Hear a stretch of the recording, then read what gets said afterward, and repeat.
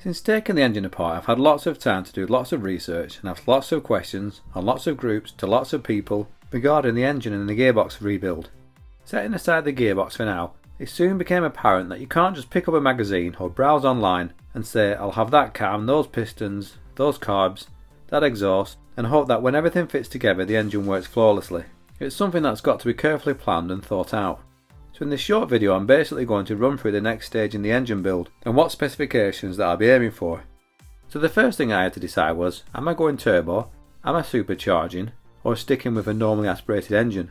Now the whole idea of this build is to keep it as simple as possible and have as much room in the engine bay as I can so that I've got the most amount of space to work in, as it's really cramped in there as it is.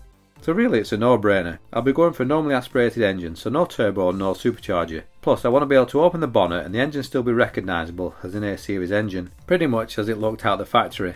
I'll admit the supercharger route definitely sounds fun, but that defeats the object of me trying to keep things simple. The next thing I had to decide was, am I to simply keep it as it was, but reconditioned, or do I go big or go home?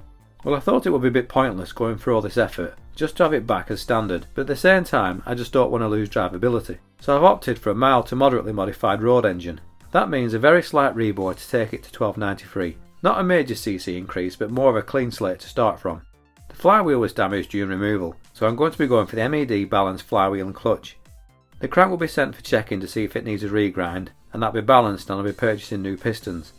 The head will be going away for some work and taken to the equivalent of what I believe to be a stage 3 head.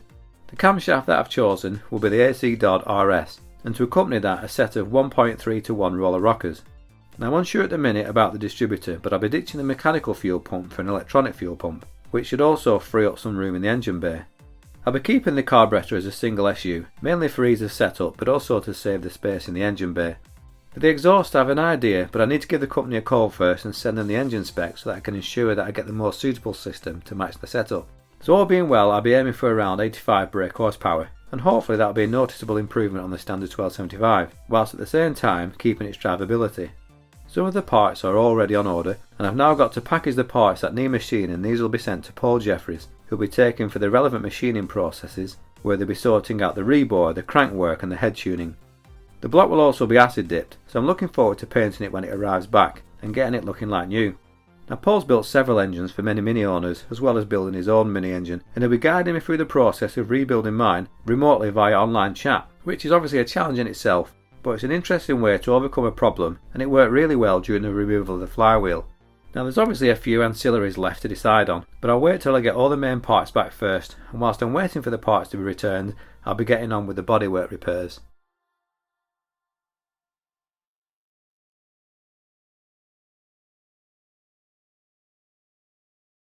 Prior to making the videos on YouTube, I worked as a firefighter for nearly 20 years, serving my community and helping to save lives and promote the fire safety message.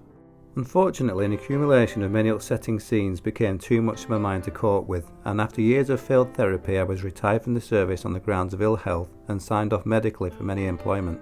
To keep myself busy, both body and mind, I developed an interest in woodworking and car mechanics, and with already having a hobby in filming and music, I combined my interests and started making videos here on YouTube, filming, editing and composing my own music for my woodworking and car restoration channels Smugwood and Smugwood Mini. Unfortunately, to produce such videos comes at a price, and with minimal funds after being retired from employment, I've turned to Patreon to see if there is additional support out there which could allow me to continue making the woodworking and car restoration videos. In return for support, there are various levels which are explained in more depth at the Patreon link below, but includes the chance to win one of my YouTube projects made throughout the year, and also inclusion into random prize draws open to patrons only. In addition, I'd like to thank everybody who already subscribes to my channels, or watches, comments, likes and shares them, as it all goes to help support my channels, and for that I'm really appreciative. It's my hope that I can continue making the videos for the foreseeable future. Thanks once again for your continued support.